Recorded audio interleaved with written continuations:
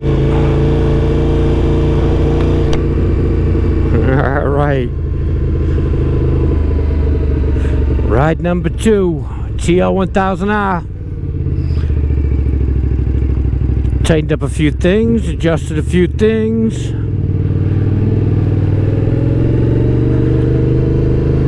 Feels a little bit better.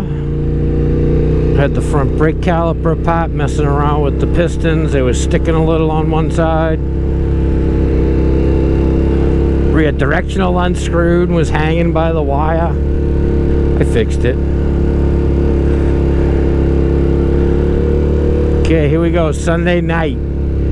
Everybody's in bed. Not anymore. Oh, front brakes are a little crappy though. They ain't grabbing like they usually do. Take them a minute to break in, I guess.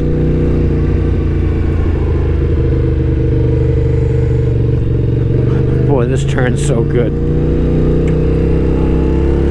Alright, let's break in these 10-year-old shitty tires. Oh, sketchy.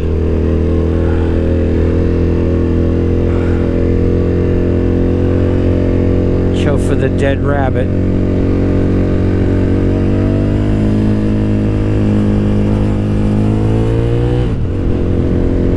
So loud.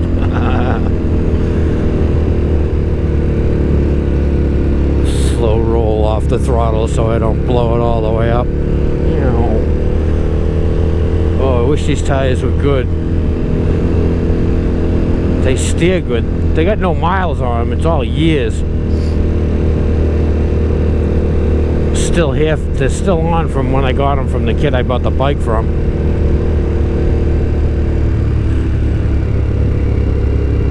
Kid I bought the bike from traded a Sportster for it. He also had an SV650, which is like a Street Fighter V motor just like this, but a 600. And it was smaller, lighter, and he kind of liked that better, and he never really rode this. And it was my landlord's kid, and I saw him all the time, and I always had my eye on the bike, because like you guys are probably saying, I've never seen one of those before. I didn't even know it existed. Now when I saw it, I'm like, that thing's a freak. I'm like, never seen one of those. Started looking them up, you know, I got to learn the thing. And the kid started to get into mountain bikes, so I had 2 custom hand-built mountain bikes that I had built for myself from the guy that built bike frames up in New Hampshire. And then I pieced out all the pieces on it and made them both super trick. They were worth like $5 grand a piece back in the day when they were built. But like cell phones, they ain't worth anything like 5 years later, just because the new technology. So the bikes were a little older. I didn't pay much for them because I got everything wholesale or for free or dealer pro deals and shit like that. So I'm like, alright, I'll give you the 2 bikes and I'll give you X amount of dollars and we'll call it a deal. And he took it. And at the time, this bike still really didn't have the weird cult following it's got now. There's not a lot of these around. So I got my hands on it, and I don't plan on letting it go. I'm lucky if I see 1 or 2 of these a year, and I'm on the road all day long, like 12 hours. So I see a lot of everything. And I tell you, there's not a lot of everything around here. I see probably in the average of like, I don't know, maybe 10 ZX14R sightings over the course of the year. See a few Ducatis, which is kind of strange, but they're out there. Tons of Yamaha R1s, tons of Yamaha R6s, tons of ZX6s.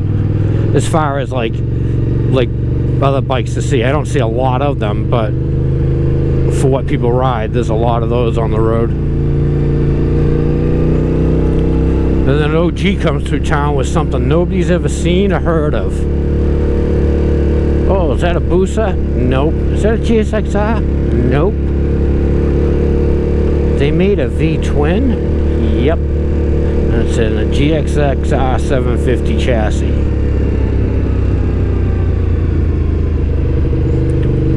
And it makes a lot of racket.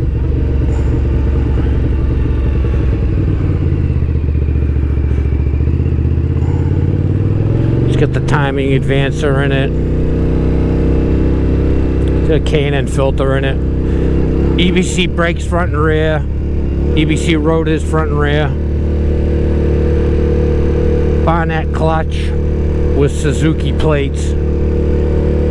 What else has it got? Full China bodywork kit that actually came out really good. No matter what anybody says, it's worth buying.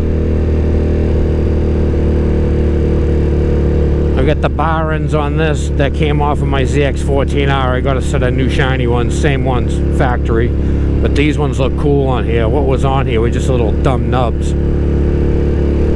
Yoshimura RS3 pipes, 2 pipes, 1 for each jug. What else we got on here? Cool set of grips.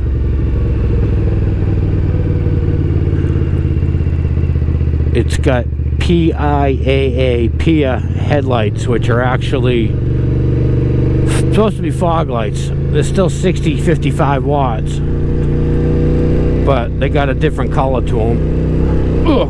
I had 8000s in here, but I started melting the socket, so I had to go back to regular size. I got 2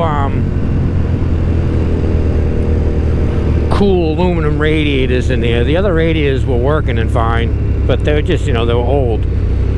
They're kind of starting to corrode down in the corners a little. I'm like, you know what? Those 2 bright shiny aluminum radiators on eBay look awesome. I got those. Oh, we're getting fuel, so we're going this way. I put on black levers. This originally had silver levers.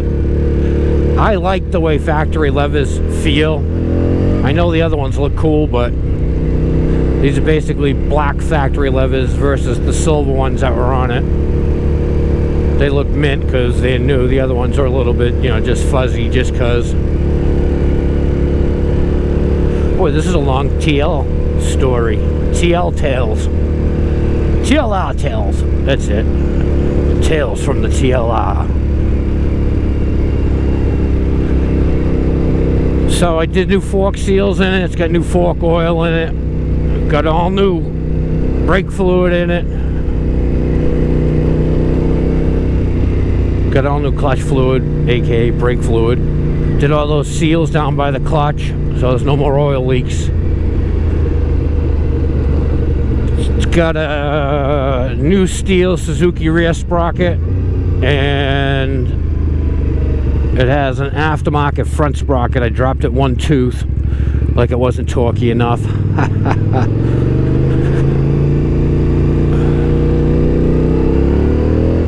Got a new chain on it. Just a good regular O-ring chain. 530, the thing's the size of a tank. Everything on this bike looks like a tank.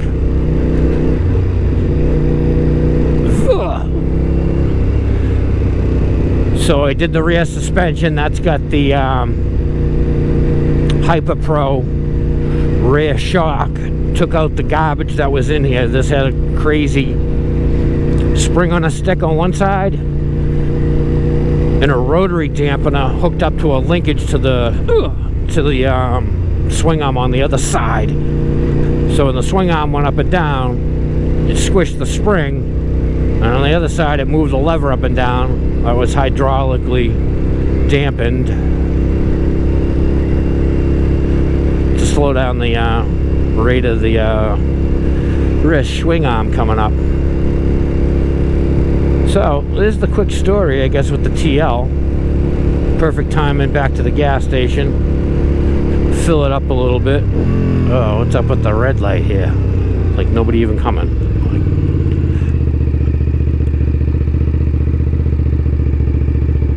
So that pretty much caps off our TLR story.